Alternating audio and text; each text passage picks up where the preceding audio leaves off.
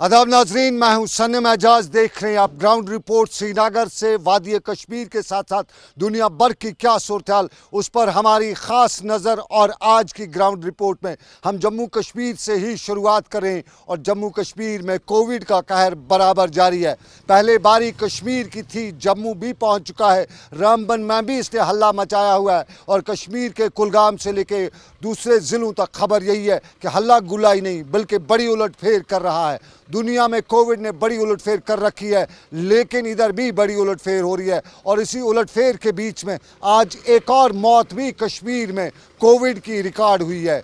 कुलगाम का 90 साल का, तकरीबन 90 साल की उम्र का शख्स जीएमसी अनंतनाग में पहुंचता है, बीमार होता है, चेस्ट डिजीज़ होती है, चेस्ट इन्फेक्शन होता है और वहां से उसे रेफ़र किया जाता है। कल शाम को 8 बजे वो सिकमस पहुंचता है और रात 8 बजे जब वहां पे उसका टेस्ट किया जाता है तो रात 8 बजे पता चलता है कि उसका टेस्ट पॉजिटिव है। लेकिन सुबह 8 बजे वो ज़िंदगी की जंग हार जाता है। कोविड से एक और मौत। कल का दिन हिंदुस्तान की तारीख में अब तक सबसे ज़्यादा पॉजिटिव केसेस रिकॉर्ड करने का दिन भी था। और कल भी अमवात अब से इस कोविड की अब तक की सबसे बड़ी तादाद में हुई थी। और जम्मू कश्मीर की कश्मीर वादी में अमवात का सिलसिला बराबर जारी। 2 जम्मू में हुई, 22 अब तक कश्मीर में हो चुकी हैं। और कल रामबन में जो तादाद आई थी, उससे पहले कुपवाड़ा में जो पॉजिटिव केस की तादाद आई थी, बात फिर कुलगाम तक चली थी और शोपिया से होते हुए फिर श्रीनगर पहुंची थी। उस सारे के बीच में यही कहा जाता है कि कोविड का न मर्ज लाइलाज मर्ज है, कोई इसका इलाज नहीं है। और इस लाइलाज मर्ज का इलाज आपके पास है और वो है लॉकडाउन, वो है घर में रहना। तो लॉकडाउन की सूरत हाल और उस पर आम लोग क्या कहते हैं, ज़रा आप भी देखिए, हम भी सुनेंगे। ज़रा गौर करिए, ज़रा गौर फरमाइए। मेरा मानना यही है कि ये जो आजकल ये वबा फैल गया है पूरी दुनिया में, कोविड-19, तो इससे हर किसी इंसान को डरना चाहिए क्योंकि ये बड़ा जानलेवा मसला है। तो हमें बिल्कुल भी इस मामले में इसको लाइटली नहीं लेना है, तो we should take it seriously. तो बहुत मैंने देखा आजकल बड़ी भीड़ होती है सड़कों पे या लोग खुलेआम घूम रहे होते हैं विदाउट मास्क्स। तो ऐसा नहीं करना चाहिए। तो everybody should take it seriously and they have to avoid the mob, they have to avoid कि बाज़ार नहीं निकलना चाहिए। तो ये श्रीनगर की सड़कों का हाल अहवाल और उस पर आम लोगों का क्या है ख्याल।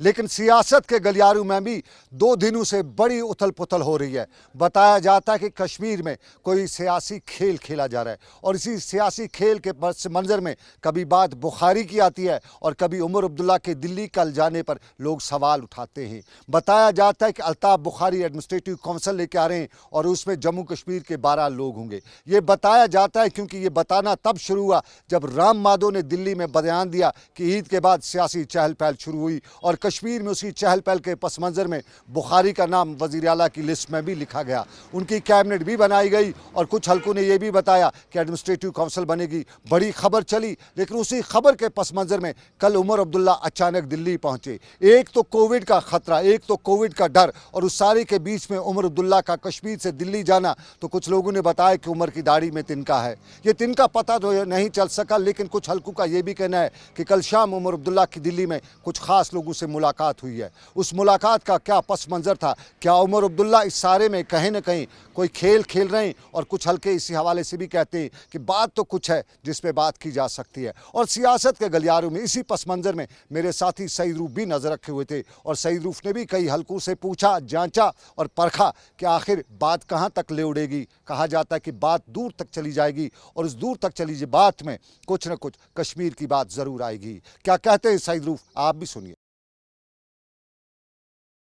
देखिए जनाब, आगा सईद रूल्ला का स्टेटमेंट उस वक्त सामने आया जब यहाँ की जो सियासत है काफ़ी गर्म है, क्योंकि काफ़ी ज़्यादा बातें जो है, काफ़ी ज़्यादा अफवाहें जो है मार्केट में गश्त कर रही है। एक तो अपनी पार्टी को लेकर जो अल्ताफ़ बुखारी की पार्टी है और उनकी एसोसिएट्स को लेकर बातें हो रही है, या तो केयर टेकर चीफ मिनिस्टर की बातें हो रही है, काउंसिल ऑफ एडवाइज़र्स की बातें हो रही है कि अल्ताफ़ बुखारी को शायद केयर टेकर चीफ मिनिस्टर बनाया जाएगा या उनके जो लोग हैं उनको एडवाइज़र्स जो है वो बनाया जाएगा। ये भी काफ़ी सारे बातें हैं जो अफवाहों का का जो बाज़ार जो गर्म है, जो लोग कर रहे हैं। और इसी बीच में उमर अब्दुल्ला का अपने साथियों समेत जो है वो दिल्ली चले जाना, ये भी काफ़ी ज़्यादा अब कह सकते हैं कि मौजूई बहस बन गया यहाँ पे, और लोगों ने इस पर भी बातें करना शुरू किया है। और ये भी कहा जा रहा है कि उमर अब्दुल्ला जो है वो वहाँ की लीडरशिप से, दिल्ली में जो मरकज़ी सरकार की लीडरशिप है उनसे मिलने जा रहे हैं और यहाँ की सियासत के हवाले से बात करना जा रहे हैं। 4G इंटरनेट के हवाले से भी ये भी खबरें आ रही कि वो बात करना चाहेंगे। और इस बीच में आगा सईद दुरूल्लाह का जो बयान आया है, इन्होंने सियासी गलियारों में हलचल मचा दी है। काफ़ी ज़्यादा जो इशारे हैं वो आगा रुहुल्लाह ने अपने स्टेटमेंट के ज़रिए दिए। उनका कहना था कि आर्टिकल को एब्रोगेट करने के बाद, मतलब 5 अगस्त के बाद की बात हम बात करें तो यहाँ के जो पॉलिटिकल पार्टीज़ के जो लीडरान हैं उन्होंने कोई बात नहीं की। अगरचे पॉलिटिकल पार्टीज़ के लीडरान बंद भी रहे, मगर इस बीच में जो डिक्लेरेशन बनाया गया था, गुपकार डिक्लेरेशन, उसमें कहा गया था कि जो भी कोई फ़ैसला होगा वो सारी जो पॉलिटिकल पार्टीज़ हैं मिलजुल कर वो फ़ैसला करेगी यहाँ की सियासत को आगे बढ़ाने के लिए और आर्टिकल के हवाले से बात करने के लिए या डेमोसाइल के हवाले से बात करने के लिए। आगा रुहुल्लाह ने कहा कि यहाँ की जो लीडरशिप है, उन्होंने काफ़ी ज़्यादा जो सवालात खड़े किए कि यहाँ की जो लीडरशिप है उन्होंने कोई भी बात नहीं की है आर्टिकल 370 को लेकर या डेमोसाइल को लेकर। उन्होंने कहा कि बीजेपी कुछ भी कर सकती है, यहाँ की पॉलिटिकल पार्टीज़ को भी कोई भी कानून पास कर सकती है, कोई भी फैसला ले सकती है और वो इस फैसले में नहीं है। सना, मैं आपको याद दिलाऊं कि इससे पहले भी जब सरकार बनाने के हवाले से बातें हुई, जब मुफ्ती मोहम्मद सईद का जब जो इंतकाल हुआ, उसके बाद नेशनल कॉन्फ्रेंस और बीजेपी को लेकर काफ़ी ज़्यादा जो अफवाहें थी कि ये सरकार बना सकती है, उस वक्त एक मारूफ TV चैनल पर आगा रुहुल्लाह ने स्टेटमेंट दिया कि अगर नेशनल कॉन्फ्रेंस हिस्सा बन सकती है इस सरकार तो वो नेशनल कॉन्फ्रेंस से किनारा कश हो सकते हैं। और आज भी आगा रुहुल्लाह ने कहा कि अगर नेशनल कॉन्फ्रेंस किसी भी कॉन्स्पिरेंसी का हिस्सा बना तो वो किनारा कश हो सकते हैं। और अगर नेशनल कॉन्फ्रेंस ने अपना स्टैंड क्लियर नहीं किया है आर्टिकल 370 को लेकर या डोमिसाइल राइट्स को लेकर, तो वो जो नेशनल कॉन्फ्रेंस से किनारा कश हो सकता है। अब आइंदा आने वाले वक्त में पता चलेगा कि किस तरह की सूरत हाल बन सकती है सियासी गलियारों में। मगर अभी की बात करें तो आगा रुहुल्लाह ने काफ़ी ज़्यादा जो है एक बड़ा स्टेटमेंट दिया है और यहाँ के पॉलिटिकल लीडर्स के लिए, यहाँ की पॉलिटिकल पार्टीज़ के लिए एक बड़ा सवाल छोड़कर गए हैं। तो ये बात सियासत की, कहा जाता है कि बेपरखी नहीं उड़ी जाती है। और कश्मीर में अफवाहों का जहाँ दौर भी है, वहाँ कश्मीर में ये भी कहा जाता है कि कश्मीर में कोई भी अफवाह बिला वजह की नहीं होती है। कुछ तो है जिसके पीछे की कहानी कोई और कर रहा है, कोई और सुना रहा है। फिलहाल सियासत और उसी सियासत के पस मंज़र में कश्मीर के लॉकडाउन और लॉकडाउन के दौरान क्वारंटीन सेंटर्स और क्वारंटीन सेंटर्स की क्या सूरत हाल है, उस पर बिला वजह कुछ लोग ये भी कहते हैं कि बिला वजह लोगों को तंग भी किया जाता है। कुछ लोगों को बिला वजह तंग किया जाता है, कुछ लोगों की मनमानियाँ भी हैं। लेकिन इस सारे के बीच में लोग ये भी कहते हैं कि हम तो टैक्स देने वाले हैं, हम सियासत के नहीं, हम बिल्कुल अपना हक मांगते हैं। और हक मांगते हुए अगर क्वारंटीन सेंटर में उन्हें वो कुछ ना मिले तो फिर ये नाइंसाफ़ी होगी। क्वारंटीन सेंटर्स अब कश्मीर में डिवाइड हो चुके हैं, पेड क्वारंटीन और अनपेड क्वारंटीन। पेड क्वारंटीन सरकार का एडमिनिस्ट्रेटिव क्वारंटीन है और उसमें होटलों में रखा जाता है, और अनपेड यानी फ्री क्वारंटीन जो है उसमें जो कम्प्लेक्स हैं, सरकार की इमारतें, वहाँ पे रखा जाता है। लेकिन वहाँ पे बताया जाता है कि कोई इंतज़ाम नहीं है, कोई सोशल डिस्टेंसिंग नहीं है। इल्ज़ाम ये लगाया जा रहा है कि वहाँ ख़ास ख्याल नहीं रखा जाता है। और कश्मीर में पिछले कुछ दिनों से जो पॉजिटिव केस की तादाद आई है, उसमें यह भी कहा जाता है कि लोग तो साफ शफाफ क्वारंटीन सेंटर्स में जाते हैं, लेकिन वहाँ कुछ न कुछ है जो लोग वहाँ से पॉजिटिव होकर निकलते हैं। हकीकत कितनी वल्लाह आलम बिस्सवाब, लेकिन मेरे साथी भी इस पर नज़र रखे हुए हैं। और मीर हिलाल हांजूरी ने लोगों से बात की, क्वारंटीन सेंटर्स पर भी नज़र रखी। वहाँ की क्या सूरत हाल है आपको दिखाते हैं, मीर हिलाल हांजूरी बताते हैं।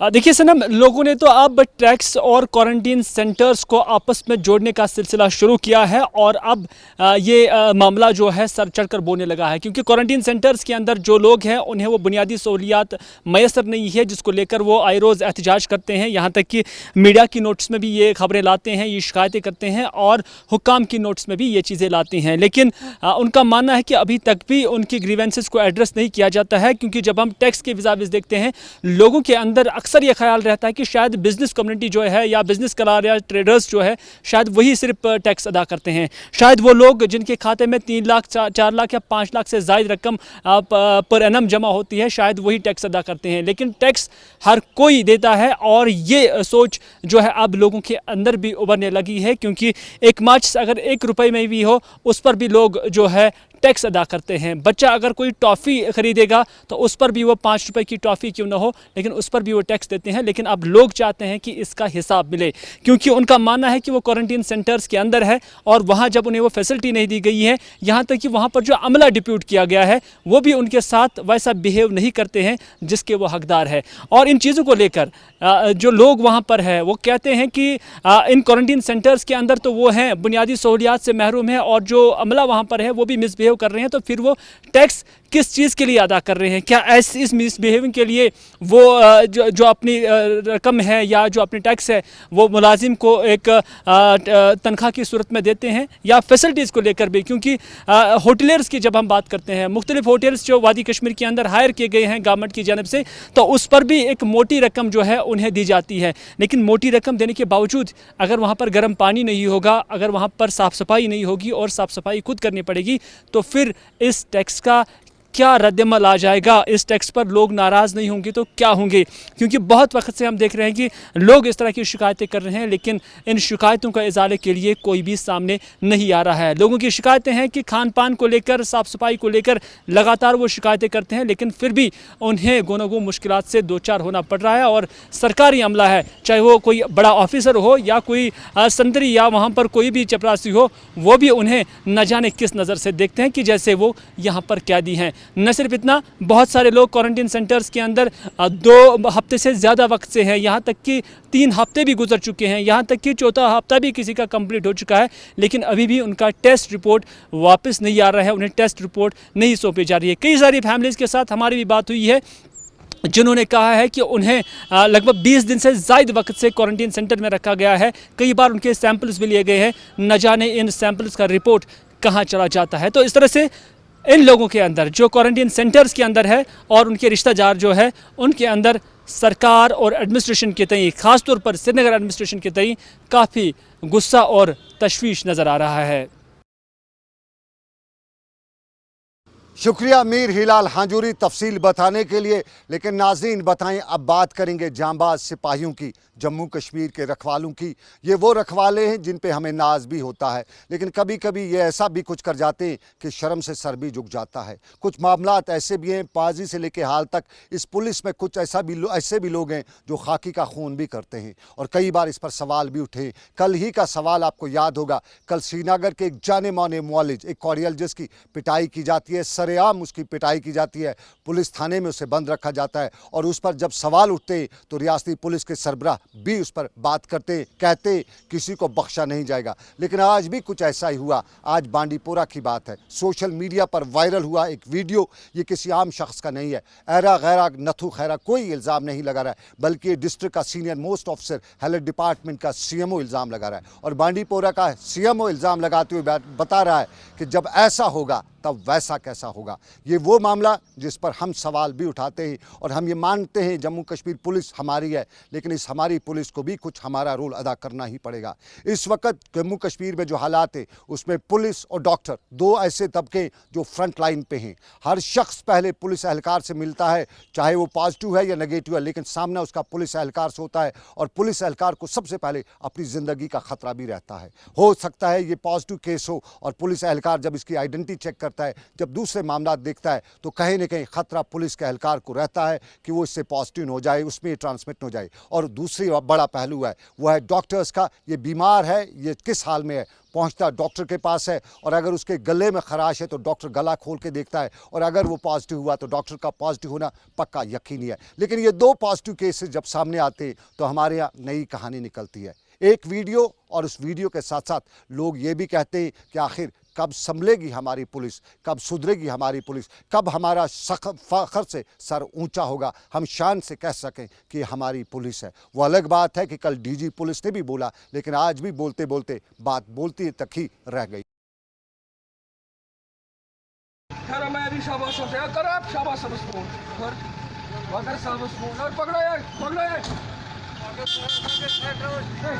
समझता क्या है अपने आप को, सारा हेल्थ बैठ जाएगा। और ये दिखाई नहीं देता है हेल्थ की गाड़ी है, ये दिखाई नहीं देता है सीएमओ की गाड़ी है। हेल्थ वालों को रोकते हैं, डॉक्टरों को तंग करते हो आप लोग। कल भी एक डॉक्टर को पीटा हुआ है श्रीनगर में। अब किस खेत की मूली हो? हम क्या अपने लिए जान निकलते हैं? जान जोखिम में हमने डाला है। ये वीडियो सोशल मीडिया पर है और सोशल मीडिया पर हो रहे वायरल इस वीडियो के नीचे जो कुछ भी लिखा जाता है उस पर हमें बहुत ज़्यादा अफसोस है, बहुत ज़्यादा दुख है, क्योंकि अपनों पे ये सब कुछ इल्ज़ाम लग रहा है और अपनों पे जब इल्ज़ाम लगे, जब अपनों पे गिला आ जाए तो बहुत दुख होता है। लेकिन श्रीनगर में डॉक्टर भी अपना दुख जता रहे थे। श्रीनगर के हॉस्पिटल में दुख जताते हुए बता रहे थे कि उन्हें उम्मीद है कि इंक्वायरी होगी और तहकीकात में जो भी सामने आएगा उससे सख्त से सख्त सज़ा दी जाएगी। इस वक्त श्रीनगर की बात की जाए तो श्रीनगर में हर तरफ वीडियो कैमरास लगे हुए हैं, उनमें भी जो सबूत है वो निकल सकते हैं। डॉक्टर की गलती है या पुलिस के एहलकार की गलती है, ये सामने आ जाएगा। इंक्वायरीज़ पे कश्मीरी कम भरोसा करते हैं क्योंकि इंक्वायरीज़ बताई जाती हैं लेकिन उनका आउटकम कुछ नहीं होता है। और अगर इंक्वायरीज़ होती तो मागाम यानी नारबल में पिछले दिनों जिस बच्चे का कत्ल हुआ उसकी इंक्वायरी का भी सरकार ने कहा था। 1 महीना गुजरने को है, अभी तक इंक्वायरी रिपोर्ट नहीं आई है।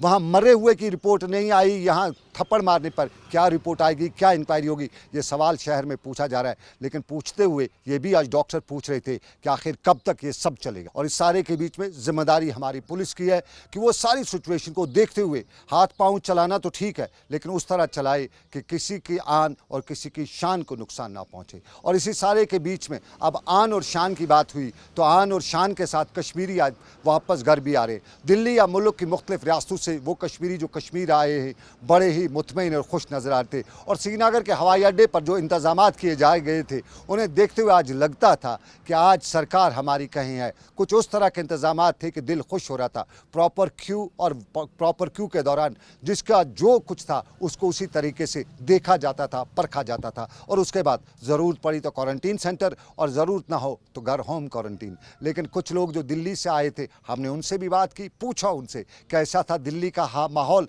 और कैसा है अब पहुंचते हुए आपके दिल का माहौल। 7:30 बजे की फ़्लाइट थी, वो हो गई एक 12:20 पे, बहुत डिले हो गया। दिल्ली में डिले हुआ तो बाकी दिल्ली तक एयरपोर्ट तक पहुंचने में किस तरह के इंतजाम थे? दिल्ली सरकार ने इंतजाम किए थे? कुछ नहीं किया था। तो आप कैसे एयरपोर्ट तक पहुंचे? हमने खुद गाड़ी की थी जी, खुद गाड़ी की। अच्छा, उसके बाद श्रीनगर के हवाई अड्डे पे किस तरह के इंतजाम थे? ठीक थे वहाँ पर, ठीक थे। श्रीनगर के हवाई अड्डे पे इंतजाम बहुत अच्छे इंतजाम। यहाँ एडमिनिस्ट्रेशन आपका पूरा टेस्ट वगैरह सब कुछ आराम से ले रही थी? अच्छी तरह ले ली थी। बहुत खुश है श्रीनगर? बहुत खुशी। ये 3 महीने आप दिल्ली में लॉकडाउन में रहे, किस तरह के हालात थे? बहुत मुश्किल। मतलब क्या क्या मुश्किल आता है आपको? बहुत मुश्किल, निकलने में मुश्किल, मिलने भी मुश्किल होता था। कश्मीर की याद आ रही थी बहुत। दिल्ली की सरकार कोई मदद कर रही थी? ना, कुछ नहीं। नहीं, वहाँ बताया जाता है राशन मिलता है आपको? नहीं, कुछ नहीं मिला हमको।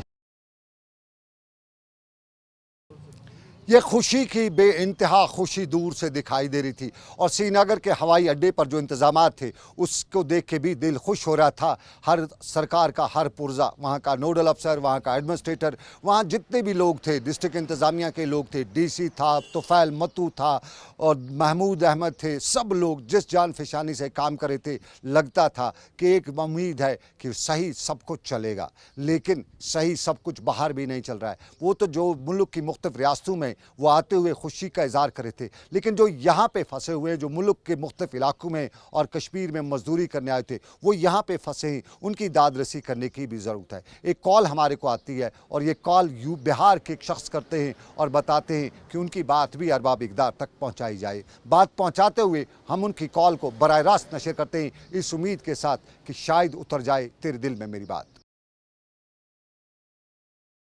सर, मैं अनवर अंसारी बोल रहा हूँ। आपसे बीच में एक बार और भी बात किया था मैंने। अनवर अंसारी, बताइए। सर, हम लोग मतलब घर जाना चाहते हैं और मतलब यहाँ पे आ रखी है, कोई बच्चा यहाँ पे जाओ, कोई बोलता है वहाँ पे जाओ। सर, बहुत परेशान हो गए हम लोग, कुछ आप कीजिए हमारे लिए। आप कहाँ के हैं? सर, अभी तो हम लोग डीसी ऑफिस के पास जो पुल है ना वही पे हैं, खड़े हैं। नहीं है, कहाँ के? जी, आप कहाँ के हैं? हम बिहार के हैं सर। तो आपको बिहार जाना है तो आजकल वो जहाज वगैरह उठ रहे हैं ना, तो आपने टिकट बनाना है उसका। किसका? जहाज का। जहाज का? हाँ। तो जहाज से सर अभी देखिए 2.5 महीने से कोई कमाया नहीं, किसी के पास पैसा है, किसी के पास नहीं है। हाँ। और सरकारी बस से मतलब बोलते हैं भेजने के लिए। हाँ। तो सर इनके पास जाते तो बस वाले पास जाते बोलता है डीसी ऑफिस के पास बताओ। हाँ। तो यहाँ पे आते हैं तो मार के भगा देते हैं सर, कोई नहीं सुनता। आप डीसी से मिलो एक बार में, उससे मिलो, उससे बताओ। अंदर जाने एंट्री नहीं करने देते, अंदर हम लोग को जाने नहीं देते। बाहर जो पुलिस वाला खड़ा होगा उसको परेशानी अपनी बताओ कि हम पास के लिए ऐसे डीसी ऑफिस के पास जा रहे हैं, उनको बताओ, वो समझ जाएगा, वो छोड़ देगा आपको। जी हाँ, अगर वो नहीं, अब मैं इतना है, मैं आपकी खबर कर सकता हूँ जी तो, लेकिन आपको तो डीसी से मिलना पड़ेगा, डिव काम से मिलना पड़ेगा, इंटर स्टेट पास है, ये डिव काम से मिलना पड़ेगा।